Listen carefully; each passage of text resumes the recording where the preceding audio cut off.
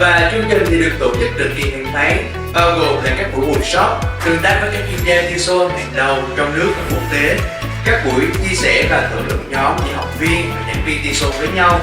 và các hoạt động kết nối xây dựng mối quan hệ trong cộng đồng nghiên cứu về giảng dạy tiếng Anh.